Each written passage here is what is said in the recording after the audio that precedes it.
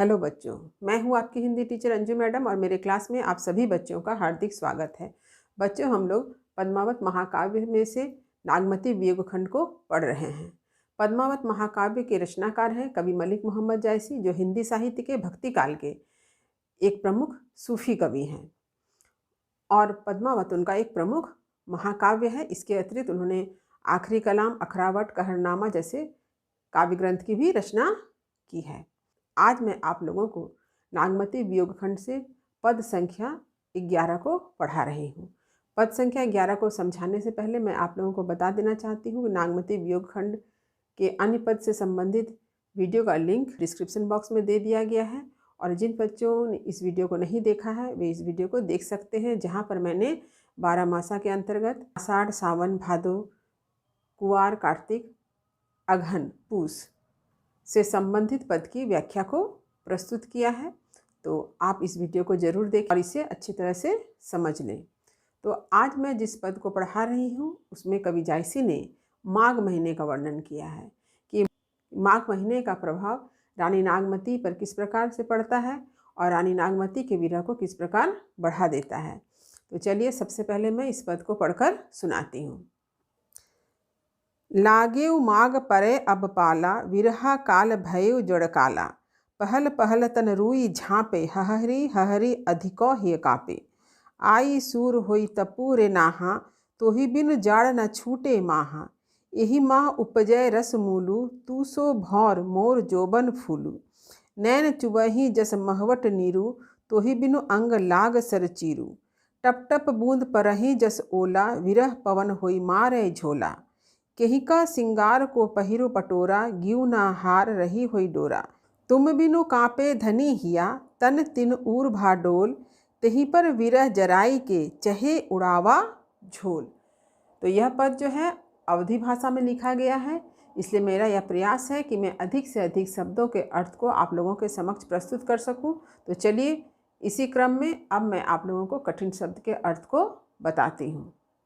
देखिए, लागेउ माने लग गया, काल यानी मृत्यु होता है, लेकिन यहाँ काल का अर्थ क्या है? समय। जड़ काला, देखिए जड़ माने जाड़ा यानी ठंड या शीत और काला मतलब काल, तो इसका अर्थ क्या हो गया? शीत रूपी काल यानी ठंड रूपी काल। पहल पहल, पहल पहल का अर्थ है परत दर परत। चूँकि यह पहल पहल से आपको लग सकता है ये पहले पहले शब्द का अर्थ होगा, नहीं, यहाँ पर पहल पहल का अर्थ है परत दर परत। तन यानी शरीर, झाँपे मैंने ढकती हूँ, हहरी हहरी मैंने कपकपी छूटना, हहर जाना हम लोग जिसको कहते हैं। अधिको मैंने अधिक ज़्यादा, हिय का अर्थ है हृदय, सूर कहा गया सूर्य को। होई तपु मैंने तपना, गर्मी प्राप्त करना, नाहा अर्थात प्रियतम। तो ही मैंने तुम्हारे, जाड़ यानी जाड़ा, छूटे अर्थात समाप्त होना, माहा मतलब मेरा, यही मैंने इस, उपजय मैंने उगना। रसमूलु, रसमूलु का क्या अर्थ है? फूल का वह मुख्य रस जिससे आकर्षित होकर भंवरे फूल पर मंडराते हैं। सो मतलब वही, जोबन फूल यानी यौवन रूपी फूल।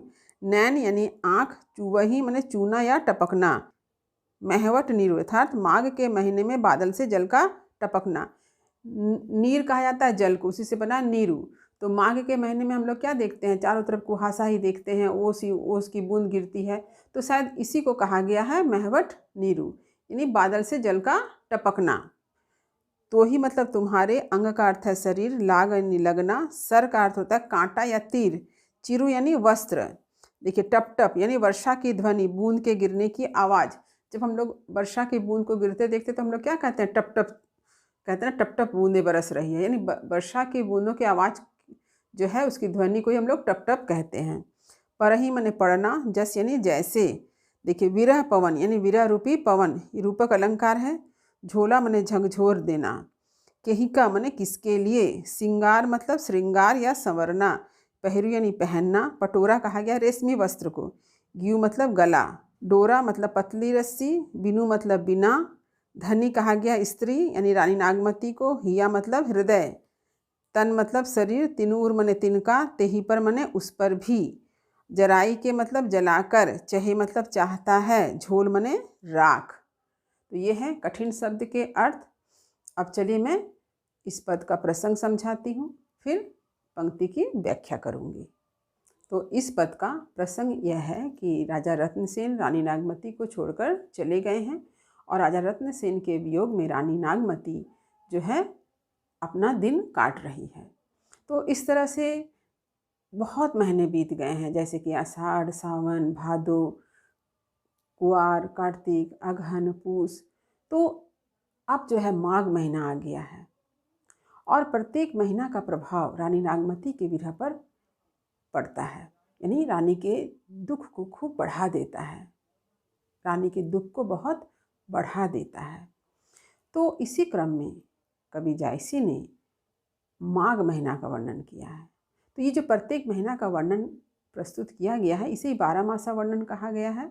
तो इसी 12 मासा वर्णन के अंतर्गत कवि जायसी ने पद संख्या 11 में माघ महीने का वर्णन किया है कि माघ महीने की ठंडकता, माघ महीना का जो जाड़ा है, पाला है और वर्षा की बूंद का टपकना और बादलों से ओस की बूंद का टपकना या जल का टपकना, ये सारी चीज़ें रानी नागमती के विरह को किस प्रकार बढ़ा देती है, इसी का वर्णन कवि जायसी ने इस पद में किया है।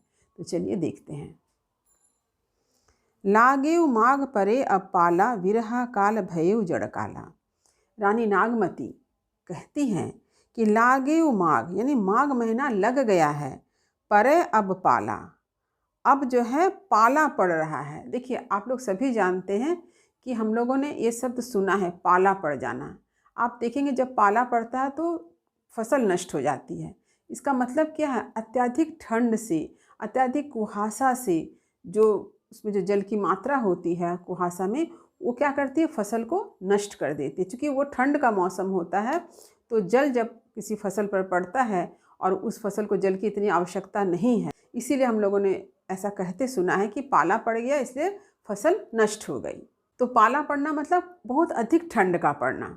तो रानी नागमती कहती है कि माघ महीना आ गया है और बहुत अधिक ठंड पड़ रही है, यानी पाला पड़ गया, बहुत अधिक ठंड पड़ रही है। विरहा काल भयेउ जड़ काला, और यह विरह का जो समय है, ये जो राजा रत्नसेन से उनका जो वियोग हुआ है, ये जो समय है, ये समय क्या बन गया है? भयेउ बन गया है, जड़ काला मतलब जाड़ा रूपी काल, यानी ये जाड़ा क्या बन गया है? रानी नागमती के लिए काल बन गया है, मौत बन गया है। यानी इस विरहावस्था में ये जाड़ा जो है रानी नागमती के लिए काल बनकर आया है। रानी नागमती के लिए क्या बन गया है? मृत्यु बनकर आया है उसके समीप। तो ये जाड़ा जो है रानी नागमती के लिए मृत्यु के समान है या मृत्यु के रूप में है, यही रानी नागमती का कहना है। पहले पहल तन रुई झाँपे, हहरी हहरी अधिको हिय काँपे। पहले पहल तन रुई काँपे, तो रानी नागमती का कहना है कि पहले हम लोग क्या करते हैं? परत दर परत क्या करते हैं? शरीर को तन यानी शरीर को रुई झाँपे, यानी रुई से बने हुए जो कंबल या रजाई जो भी है उससे हम लोग अपने शरीर को ढकते हैं। और हहरी हहरी अधिको हिय काँपे, लेकिन इससे भी ठंड जाता नहीं है, जिसके चलते क्या होता है? हम लोग अत्यधिक ठंड के कारण क्या करते हैं? हमारा हृदय जो है कांपने लगता है। अधिक ठंड, हरी हरी में अत्यधिक ठंड के कारण, अधिको माने अत्यधिक, हिय काँपे हमारा हृदय कांपने लगता है। आप लोगों ने देखा होगा कि ठंड का तो मौसम हम लोग सभी जानते हैं कि नवंबर से ही पड़ने लगता है, नवंबर, दिसंबर, जनवरी, फरवरी, लेकिन इसी क्रम में आप पूस और माघ का जो ठंड होता है वो बहुत ज़्यादा होता है। उसमें भी माघ का ठंड, क्योंकि मैंने ऐसा सुना है अपनी माँ से कि मेरी माँ कहा करती थी कि माघ का ठंड ऐसा होता है जिसमें बाघ को भी ठंड लगती है, यानी बाघ भी कांप उठता है। ये मेरी माँ कहती थी कि माघ में बाघ भी कांपता है, तो यानी इतनी अधिक ठंड होती है। तो यहाँ पर सोचिए उसी ठंड का वर्णन रानी नागमती यहाँ कह रही है कि हरी हरी अधिको हिय काँपे, कि हृदय जो है एकदम ठंड से क्या हो गया? काँप रहा है। तो ऐसा ठंड जो है माघ महीने में पड़ता है।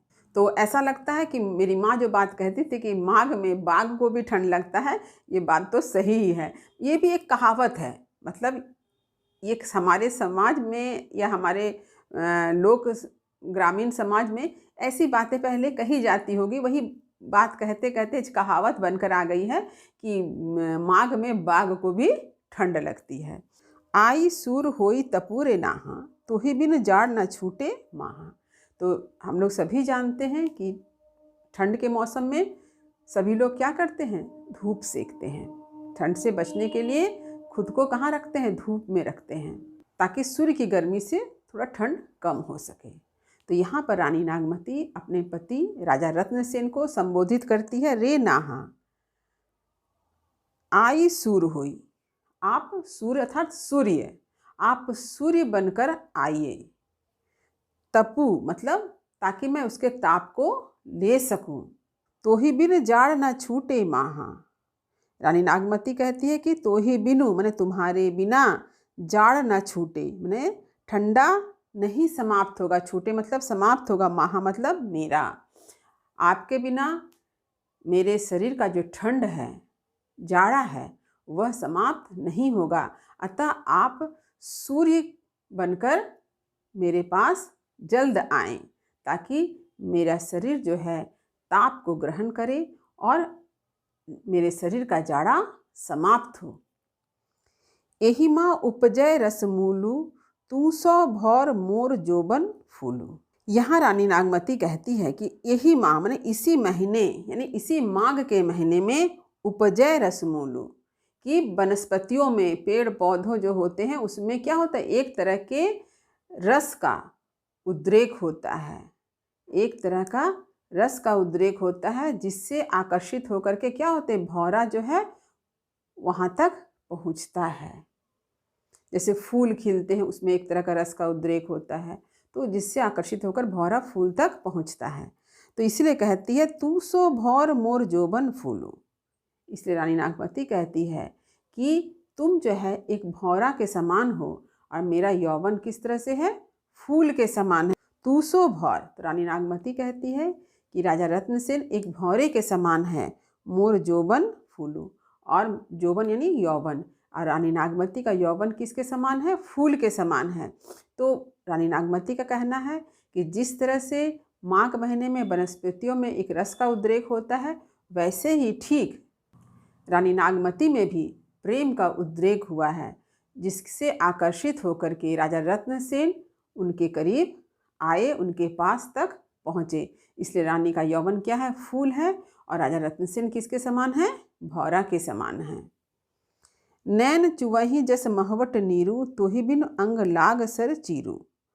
अब रानी नागमती कहती कि नैन यानी नेत्र, रानी नागमती के नेत्र चू रहे हैं, चुवही मतलब चू रहे हैं, जस माने जैसे, महवट नीरू यानी माघ महीने में जो बादल हैं उससे जो पानी की बूंद या जल की बूंद जो गिर रही है, ठीक उसके समान रानी नागमती के आँखों से भी जल बरस रहा है।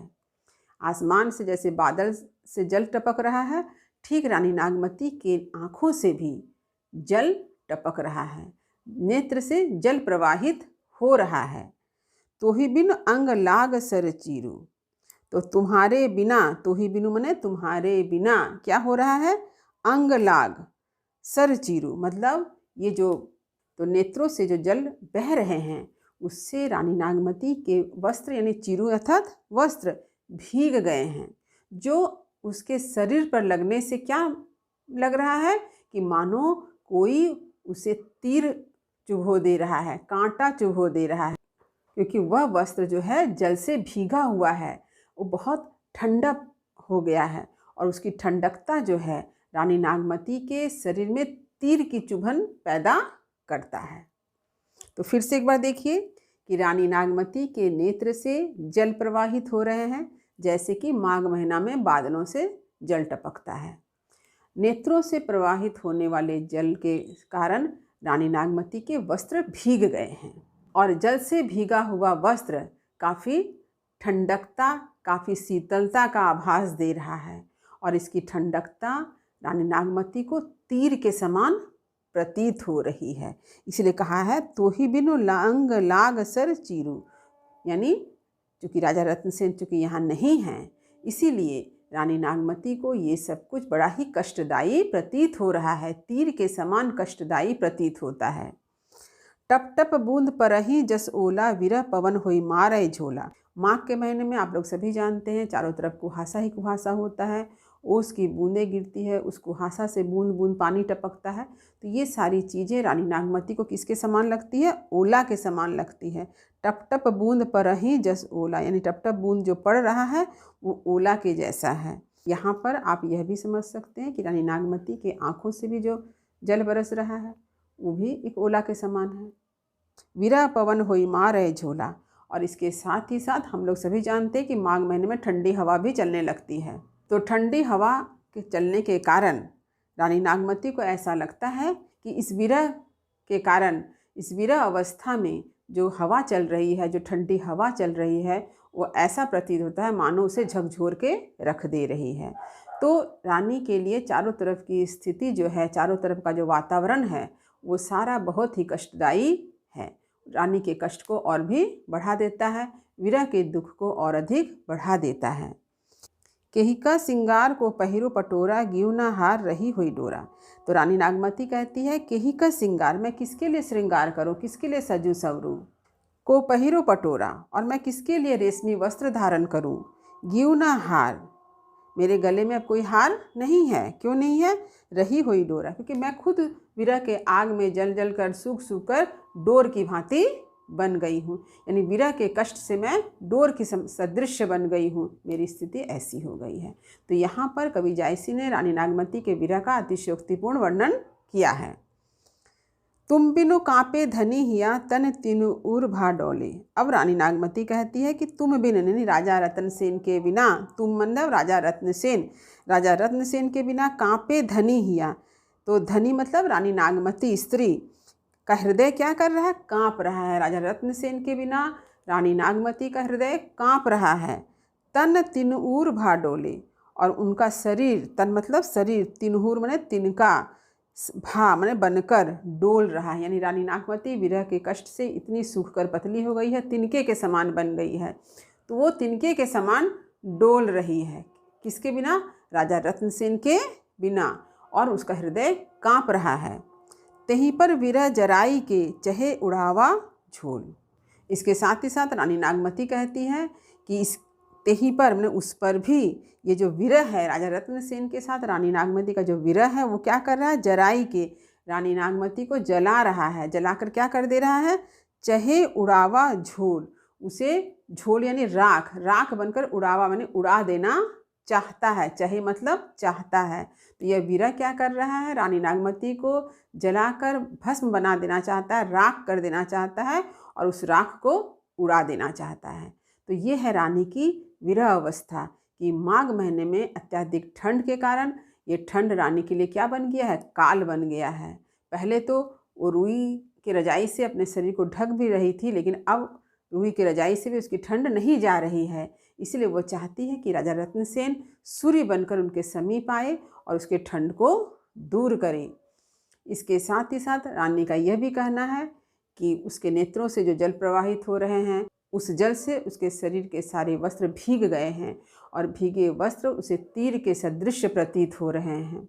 उसके नेत्रों से हमेशा जल ही जल बह रहा है, और टप टप बरसने वाले पानी की बूंद उसे ओला के समान लगती है। इसके साथ ही साथ रानी को ऐसा लगता है कि विरह जो है वो उसे जलाकर भस्म कर देना चाहता है। ये सारा वर्णन कवि जायसी ने इस पद में किया है।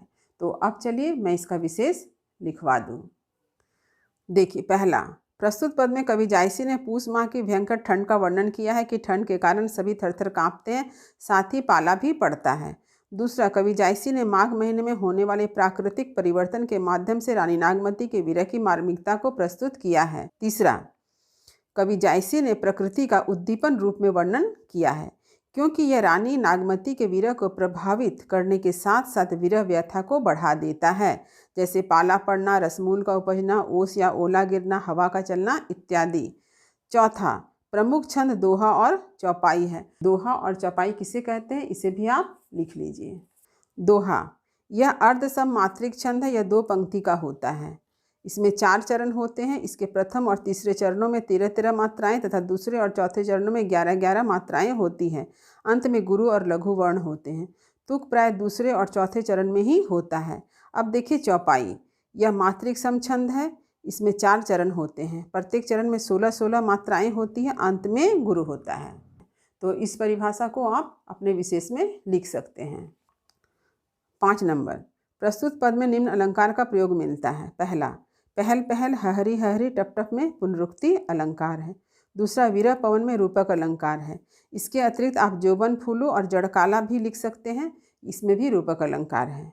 तीसरा, नैन चुवही जस महवट निरु टप टप बूंद परही जस ओला में उपमा अलंकार है। चौथा, तन तिनूर में त वर्ण की आवृत्ति से अनुप्रास अलंकार है। 5वां, ग्यूना हार रही हुई डोरा में अतिशोक्ति अलंकार है। छठा, काव्य भाषा ठेठ अवधि है।